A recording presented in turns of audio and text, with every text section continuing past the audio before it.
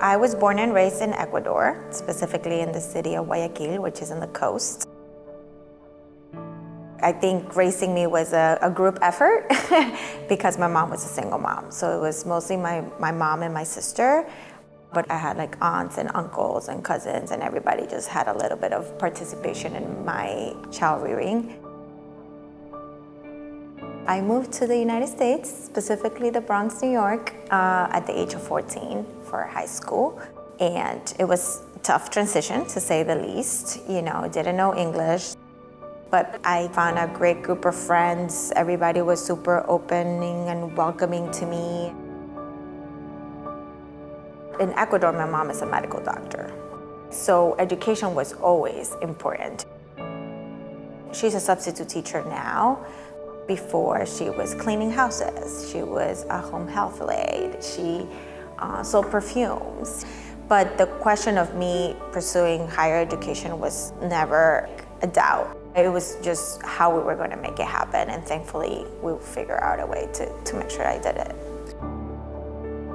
Then I was really pushed to apply to grad school, which is what led me to do my master's in politics and education policy at NYU, and eventually led me to apply for the Congressional Hispanic Caucus Institute Fellowship, which is what got me to DC. When I first met Blanchi, she was, just energetic, really thoughtful, and eager to help. I think that's the one thing that's always stuck with me. A lot of the work that she was doing at the Department of Education was certainly informing policy. When she moved to Penn Hill after the Obama administration, I think that was really intentional. The biggest takeaway from working at Penn Hill Group was the importance of bipartisan work. Learning to find those areas where we can find commonality. A big part of my job as Secretary of Education is engaging with members of Congress to get things done in education. And Blanchi has been there from day one, first as a Chief of Staff and then Deputy Assistant Secretary for our office, as one of my top advisors when it comes to Congress.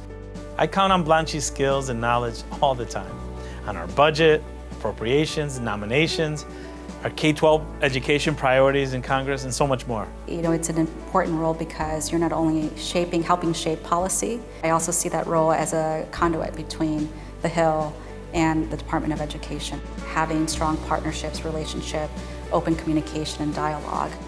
Blanchi's journey is a testament to something I think we all understand, that being bilingual and bicultural is a superpower. Dealing with Congress isn't always an easy feat, but when you grow up having to code switch or culture switch, it makes you better at listening to other people. It makes you better at understanding other people and meeting them where they are. Having advisors like Blanchi is crucial to ensuring that our work and fight for students are rooted in values that matter. She is a combination of practical and passion. I think it's reflective of her choices. She studied economics and sociology.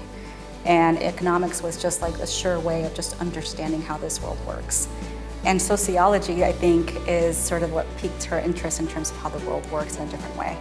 She's strategic, she's thoughtful, and above all, she's passionate about the one thing that matters most, making sure all students have the opportunity to succeed. I think my main advice is take risks. I think we deserve the room to just be a little bit free and try different things and be a little bit bold and make those mistakes and know that it's going to be okay. Go out there and just do it. I am thrilled the Congressional Hispanic Caucus Institute is recognizing an incredible member of our team at the Department of Education. Blanchi is a superstar, plain and simple. When I think about Blanchi, I think about the template that she's carved, and I hope that my kids grow up to be like Blanchi, that they are as passionate, as driven, as values-oriented, as comfortable in their own skin like she is. I think she's just an incredible, beautiful person.